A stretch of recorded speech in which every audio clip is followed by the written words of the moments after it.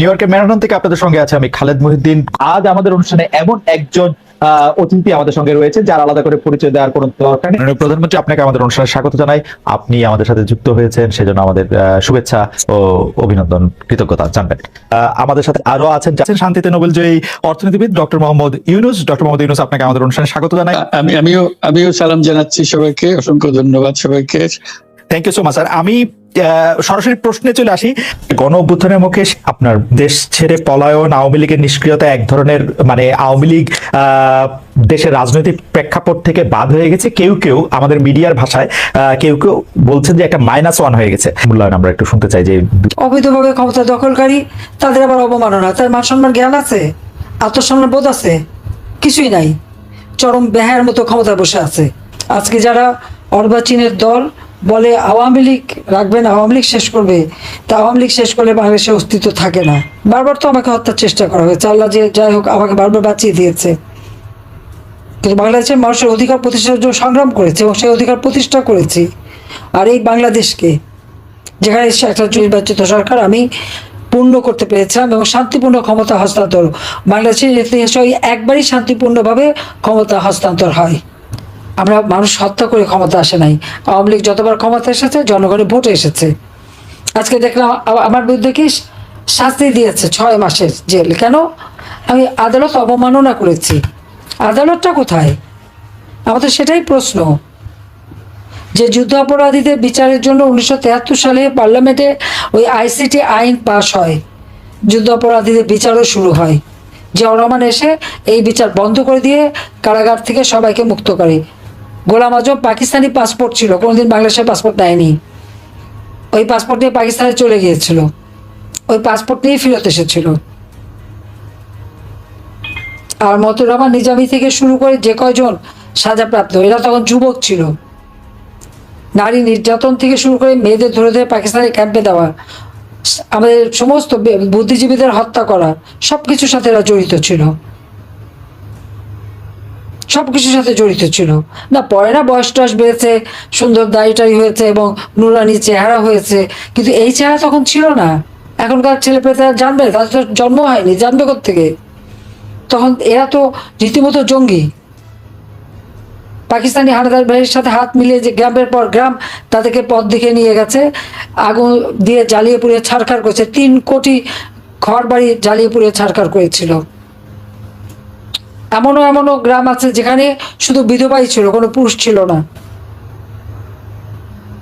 যে সমস্ত নারীদেরকে ক্যাম্পে রেখে দিনের পর দিন পাশবিক অত্যাচার করে, অনেকে সুইসাইড করেছিল বলে তাদের কাপড়টা পর্যন্ত পরতে দিত না।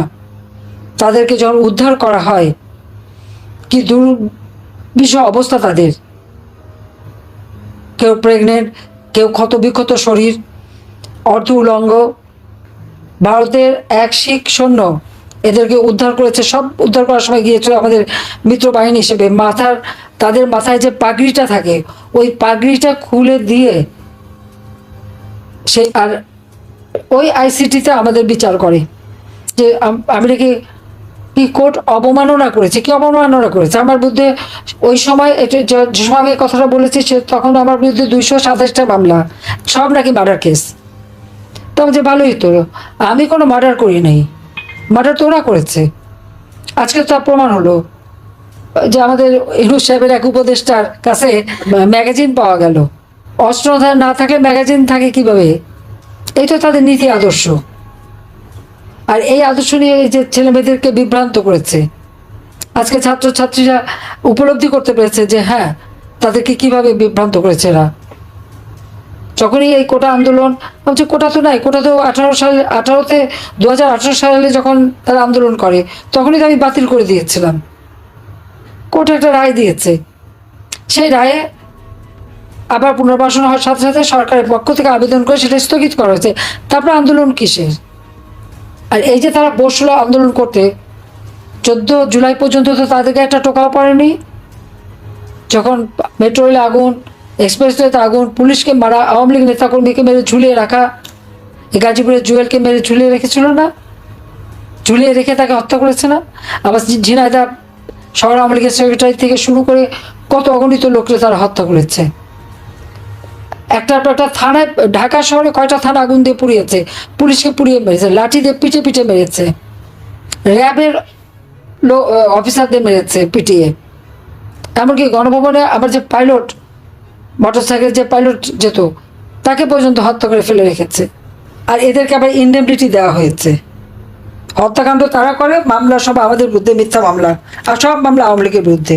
আর যারা এই হত্যাকাণ্ড করলো, যারা আপনাও, তাদেরকে দায় মুক্তি দেওয়া হয়েছে। দায় মুক্তি দিয়ে একটা কাজ ভালো করেছে, এরা যে অপরাধী, এটা তো এভিডেন্স। অপরাধী না হলে দায় মুক্তি দেবে কেন? বিনা অপরাধী তো দায় মুক্তি দেয় না। বঙ্গবন্ধু শেখ মুজিবকে যারা হত্যা করেছিল, পুরো পরিবারকে, তাদেরকে দায় মুক্তি দেওয়া হয়েছিল।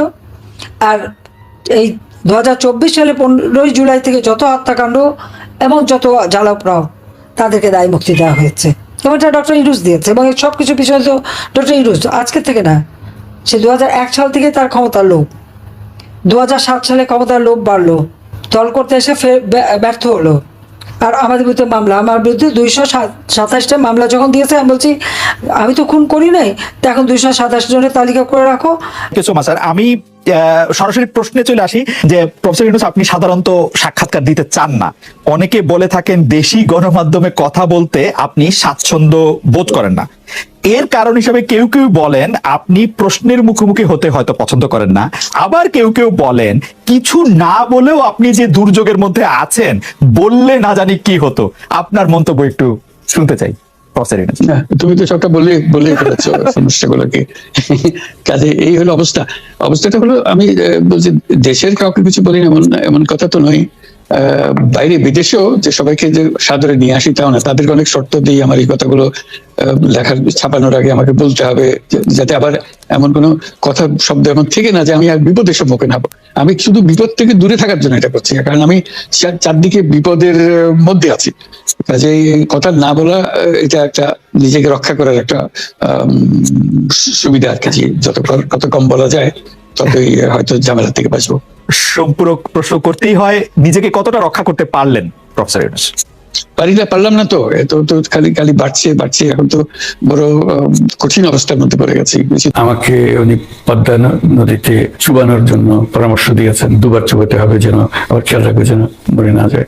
দূরত্ব বলে খুব হালকা হয়ে যায় কথাটা, কারণ উনি পাবলিকলি যেভাবে করেন সেটা হলো বিরাট রকমের একটা আক্রমণ। এটা আমাকে আমার নাম ধরে তো উনি ডাকেন না, উনি বলেন রক্তচোষা, শুরু করেছে ঘুষখোর সুদখোর, এটা নিয়ে আমাকে বলতেন।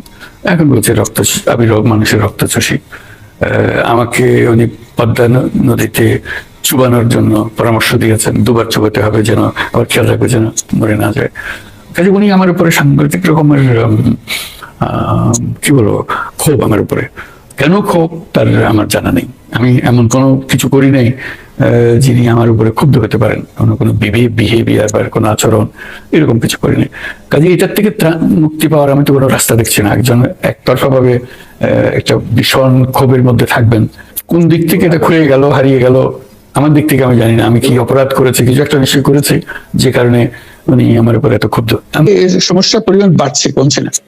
সমস্যা পরিমাণ বাড়ছে, কমছে না। আমি একটু পিছনে আদালতে আপনার বিরুদ্ধে রায় ঘোষণার পরে আপনি একটা প্রতিক্রিয়া দিয়েছিলেন। সেই প্রতিক্রিয়া আপনি বলেছিলেন যে বাংলাদেশের একটি কথায় আপনি এরকম বলেছেন যে বাংলাদেশের প্রতিটি নাগরিককে অন্যায়ের বিরুদ্ধে এবং গণতন্ত্র এবং মানবাধিকারের পক্ষে এক কণ্ঠে কথা বলার আহ্বান জানায়। অনেকে এইটাকে দেখছেন হচ্ছে এরকম করে যে আপনি গণতন্ত্রের পক্ষে লড়াইয়ে সামিল হতে বলছেন। প্রশ্ন কেউ করছেন, প্রশ্ন উঠছে, আপনি কি এইসব মামলা মোকদ্দমা থেকে মুক্তি পেতে এই সরকারেরই পরিবর্তন চাইছেন? আমরা সেটাই বলতেছি। কাজে আমরা কেউ গণতন্ত্রের বিপক্ষে না, সবাইকে স্মরণ করিয়ে দেওয়া যে আমরা সবাই গণতন্ত্রের পক্ষে, মানবাধিকারের পক্ষে, আমরা ন্যায় নীতির পক্ষে, রুল অফ লর পক্ষে। এইগুলো না থাকলে জাতি হিসেবে আমরা টিকে থাকবো না তো। কাজে যখনই মনে হচ্ছে যে এগুলো এখন ফরেন ওয়ার্ডস হয়ে গেছে, তাতে মনে হবে যে আমাদের সমাজ হিসেবে আমাদের দায়িত্ববোধ অনেক বেড়ে গেল। এগুলোকে প্রতিষ্ঠিত করা, সোচ্চার করা, মুখ ফুটে বলা, এটা সবাইকে বলতে হবে, মুখ ফুটে বলতে হবে। আমার বিরুদ্ধে অভিযোগ হলে আমি বলছি না বলে, আপনি বলছেন না কেন? একবার বলে এখন তোমার প্রশ্নের সম্মুখীন হয়ে গেলাম। অনেকে বলছেন না, আপনি তো শতবার শতমুখে গণতন্ত্রের কথাই বলবেন, আমাদের সবারই বলা উচিত, কিন্তু প্রশ্নটা এমন ভাবে তোলা হচ্ছে যে আপনি আসলে আপনার রায় ঘোষণার পর আপনি বলছেন গণতন্ত্রের কথা, মানবাধিকারের কথা, অনেকে বলছেন যে এই কথা কি আসলে যেহেতু ব্যাপারটা আপনার উপরে আসলো তখনই আপনি আসলে বললেন কিনা, নাকি আপনি আসলে বলতে চানো না, আপনি হতে আগে পারে, যেরকম বলছেন? হতে পারে। মুখ যখন বন্ধ থাকে কোনো কথাই বলা হয় না, এখন যখন মুখ খোলার সুযোগ হয়েছে, সামনে ক্যামেরা নিয়ে দাঁড়িয়ে আছে, মাইক্রোফোন দিয়ে দাঁড়িয়ে আছে, কথা বলছি, কাজে মনের কথাটা বললাম আর কি, যেটা মনে ছিল বলা হচ্ছিল না সেটা বললাম। এটা আমার ধারণা এটা সবারই মনের কথা, সেটাকে প্রকাশ করার তারাও চায় যে তারা বলুক, আমি বললে তাদেরও মনে সাহস আসে যে উনি বলছেন যখন আমরাও বলতে পারবো। প্রফেসর ইউনূস, আপনি যখন বলছেনই তখন আমি এই কথাটাকে একটু ইলাবোরেশন আপনার কাছ থেকে আশা করতে পারি, যে আপনি যখন বলছেন যে গণতন্ত্র মানবাধিকারের পক্ষে এক কণ্ঠে কথা বলার আহ্বান আপনি জানাচ্ছেন, আপনার কাছে কি মনে হচ্ছে যে গণতন্ত্র মানবাধিকারের পক্ষে এখন বহু পক্ষ বহু কণ্ঠ, এটা আসলে এক কণ্ঠে কেউ বলতে পারছে না বা সাহস পাচ্ছে না বা বলছে না, এরকম আপনার মনে হচ্ছে কিনা? আমার মনে হচ্ছে তাই, কারণ বলতে পারছে না তো, মুখ খুলে সব গণতন্ত্রের কথা বলতে পারছে না, কাজে সেটা বলা, এক বাক্যে বলা, পরিষ্কার কণ্ঠে বলা, এটা আমাদের সবার দায়িত্ব, তো জাতীয় দায়িত্ব এটা, যে না হলে গণতন্ত্র বলে কিছু থাকবে না আমাদের জন্য। আদৌ গণতন্ত্র বলে কিছু থাকবে না।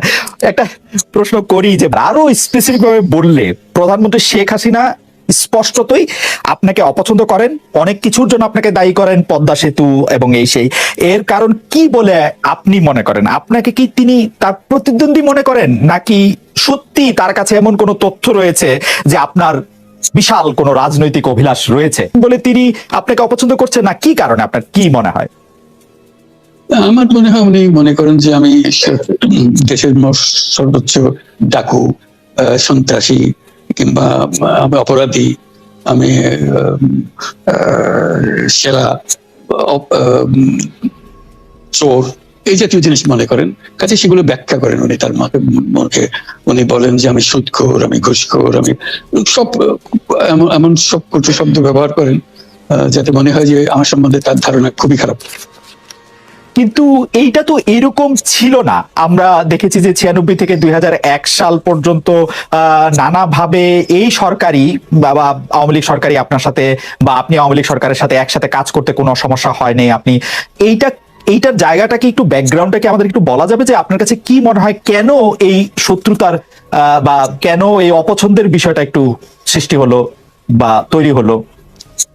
যেই হোক, এটা আমার তরফ থেকে হয়নি, আমি তাকে যথাবৎ শ্রদ্ধা করে নিয়ে গেছিলাম আমাদের মাইক্রোক্রেডিট সামিটে ওয়াশিংটন ডিসিতে, আমাদের প্রধান অতিথি করে নিয়ে গেছি, সবাই সম্মান করেছে, কারণ এই মাইক্রোক্রেডিটটা তখন পৃথিবীর সামনে আসছে, বড় আকারে আসছে, এবং এটা বাংলাদেশের অবদান হিসেবে সবাই স্বীকৃতি দিচ্ছে।